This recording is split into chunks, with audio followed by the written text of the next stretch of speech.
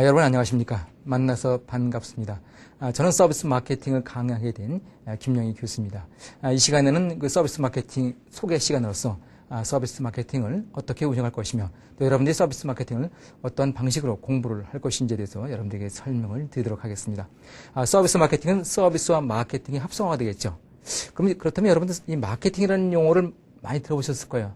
아마도 이 강의를 들으시는 대부분의 분들이 마케팅을 들으셨겠죠? 예, 많은 분들이 마케팅을 들으셨으리라고 생각이 드는데, 마케팅은 무엇입니까? 마케팅은 그 exchange activity, 즉 교환 활동이라고 말씀드릴 수가 있겠죠. 즉 교환 활동, 기업과 소비자가 쌍방간의 가치와 만족을 창출하기 위한 교환 활동을 마케팅이라고 볼 수가 있겠는데, 이런 교환 활동, 즉 가치와 만족을 기업과 소비자 쌍방간의 가치와 만족을 창출하기 위한 교환 활동에 서비스가 접목된 것이 바로 서비스 마케팅이 되겠죠.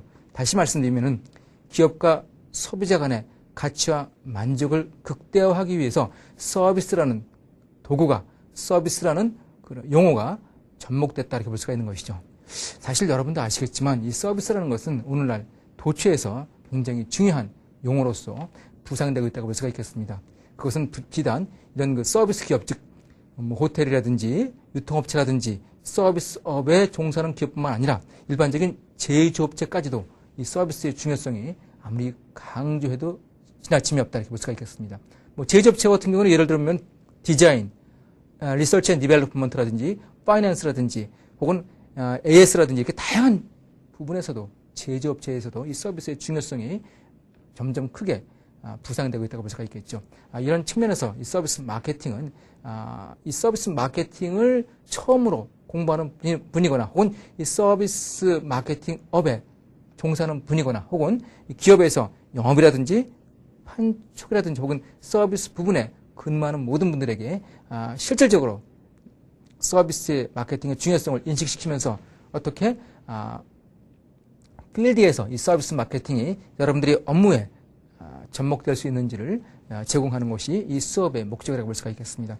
이 서비스 마케팅은 크게 14주차로 이루어졌죠. 그래서 1주부터 14주차에 걸쳐서 서비스 마케팅 수업이 진행되는데, 일단 제가 여러분들에게 2주에 한 번씩 이 서비스 마케팅 퀴즈를 제공하도록 하겠습니다. 이 퀴즈는 문제를 많이 내는 것이 아니라 보통 5문제에서 7문제 정도의 그런 적은 문제를 가지고 여러분들이 그때그때 배운 것을 2주에 한 번씩 퀴즈를 내도록 하겠고요.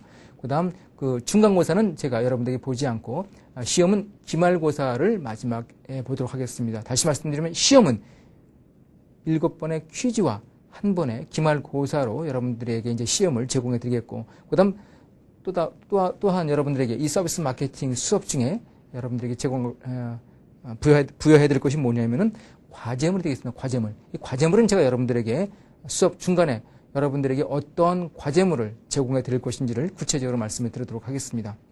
이와 함께 여러분들은 이 수업을 들으시면서 제가 배포해 드린 교재를 보시면서 또 그 교재를 만드는 데 있어서 참고했던 다양한 서적도 있습니다. 저서들이 있습니다. 그런데 저서들도 제가 참고 자료로서 여러분들에게 제시해 드릴 것입니다. 따라서 여러분들은 이 서비스 마케팅 수업을 들으시면서 다양한 참고 자료와 또 교재를 또 제 강의를 통해서 여러분들이 업무에 실질적인 도움이 될 수 있는 그런 수업이 되도록 하도록 하겠습니다.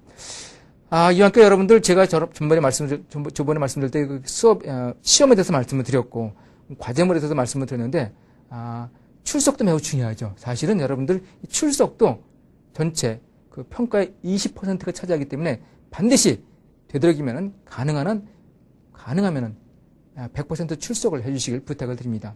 아울러 여러분들 그 교수님 궁금해라든지 여러 가지 게시판을 통해서 혹은 토론방을 통해서 제가 제시해드린 주제별로 활발하게 토론을 하시거나 혹은 교수님 궁금해요 코너에 여러분들이 서비스 마케팅 관련된 질문을 많이 하시는 분들도 평가 점수를 많이 받을 수 있을 겁니다. 이 평가 점수도 사실은 전체 평가 지표에서 10%를 차지하기 때문에 여러분들 교수님 궁금해요라든지 혹은 토론방에 여러분들 활발하게 그런 여러분들의 의견을 개진하시는 것이 평가 점수에 도움이 됩니다. 따라서 기말 시험 30%와 그다음 평가 10%, 그다음에 여러분들 아까 제가 말씀드린 출석 20%, 그다음에 화재 10%, 그 다음에 나머지 여러분들에게 그 퀴즈가 또 있죠. 퀴즈 20%에서 도합 100%로서 여러분들에게 이 수업 서비스 마케팅 평가를 하도록 하겠습니다. 여러분들 이렇게 서비스 마케팅 수업을 들으시면서 아무튼 다양한 평가라든지 다양한 어떤 교재를 통해서 여러분들에게 실질적인 그런 수업에 도움이 되기를 바라면서 수업 소개를 마치도록 하겠습니다. 감사합니다, 여러분. 여러분 안녕하십니까? 이 시간에는 서비스 마케팅 시간이죠. 이 서비스 마케팅 1주차 서비스 이해에 대해서 우리가 알아보는 시간을 갖도록 하죠. 1주차는 1교시는 서비스의 성향, 즉 서비스의 특성, 서비스의 정의, 개념에 대해서 알아보는 시간을 갖도록 하겠고 2교시에는 서비스의 경제, 3교시는 서비스의 부상 이런 순서로 알아보는 시간을 갖도록 하겠습니다. 하나하나 살펴보도록 하시죠. 먼저 1교시 학습 목표를 보시면 이 서비스의 개념이 무엇인지 서비스의 정의를 우리가 설명할 수 있도록 하는 것이 되겠고요. 두 번째는 서비스의 경제학적 차이와 경영학적 차이를 비교할 수 있는 것이 되겠습니다. 세 번째 학습 목표는 서비스의 특성별 대응 전략을 이해할 수 있는 것이 학습 목표가 되겠습니다. 1교시 학습 내용을 보시면 서비스의 정의와 특성, 위기 이런 순서로 여러분들에게 설명을 드리도록 하겠습니다. 이 시간 우리가 수업을 들으면서 생각해 보기를 보시면 먼저 과연 서비스는 무엇인가? 서비스를 어떻게 정의 내릴 수가 있는가에 대해서 우리가 생각해 볼 필요가 있겠고 두 번째는 서비스 지향적 태도란 무엇인가? 즉 서비스 지향적 사고방식이란 무엇인가? 세 번째는 서비스의 특성이란 무엇인가? 네 번째는 서비스 위기는 왜 발생하는가에 대해서 한번 생각해보는 시간을 갖는 것이 되겠습니다. 서비스의 정의부터 살펴보시면 여러분들 아마 지금 나와 있는 교재, 교환에 나와 있는 또 화면에 나와 있는 내용을 많이 들어보셨을 겁니다. 예를 들면 이 호텔 직원의 서비스는 매우 감동적이다. 혹은 이 제품 구입을 할 때 이 크리스탈 용기는 서비스 드립니다라든지 혹은 본 제품의 구매 고객에게는 1년간 완벽한 서비스를 보장합니다. 혹은 이 뷔페 레스토랑은 맥주가 무한 리필된다, 무한 제공됩니다라는 이런 얘기를 많이 들어보셨죠? 우리가 일상에서 흔히 이 서비스를 일컬을 때 사용하는 말들이 바로 지금 여기 여러분들에게 제시되는 이런 용어들인데 이 용어들은 지극히 제한적인 그런 의미로 써진다고 볼 수가 있겠죠. 위를 예를 보면은 예를 들면은 여기 맥주가 무한 제공된다든지 혹은 크리스탈 용기가 서비스로 제공된다는 것을 보면은 이 서비스는 어떤 제품을 구입할 때 무상으로 함께 제공되는 것을 의미한다고 볼 수가 있겠죠. 이와 함께 또 누군가에게 서비스를 한다 이런 의미는 상대방에게 봉사를 한다는 의미로 우리가 또 이해가 되겠죠. 그런가 하면 이제 구매 후에 여기 나와 있다시피 1년간 완벽한 서비스를 보장한다라는 의미가 있는데 대개 이 판매한 제품을 유지, 보수, 즉 AS가 되겠죠. 이런 일을 이제 무료로 해준다는 의미가 되는데 이와 함께 또 이제 호텔 직원이 서비스는 매우 감동적이다는 얘기도 바로 뭐냐면은 이 어떤 이 손님을 대하는 자세와 태도가 매우 좋다 이런 의미로 보여줄 수가 있겠죠. 이처럼 우리가 일상생활에서 우리가 무심코 사용하는 이런 서비스라는 용어는 대개 우리가 어떤 대가를 지불하지 않아도 주어지는 어떤 부수적인, 어떤 보조적인, 어떤 중심적인 가치가 아닌 그런 의미로 사용되는 것이라고 볼 수가 있겠죠. 따라서 그런 의미로 사용되는 서비스는 여기 나와 있다시피 좀 제한적인 의미로 사용되는 서비스다 이렇게 볼 수가 있겠죠.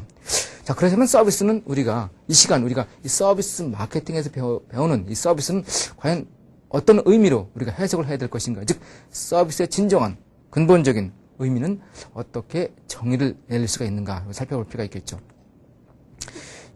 먼저 이 서비스는 그게 경제학적인 정의가 있고 두 번째는 이 경영학적인 정의가 있는데 이 경제학적인 정의를 보시면 먼저 서비스를 경제학적인 정의에서 여기 용역으로 이제 이해를 하고 있는데요.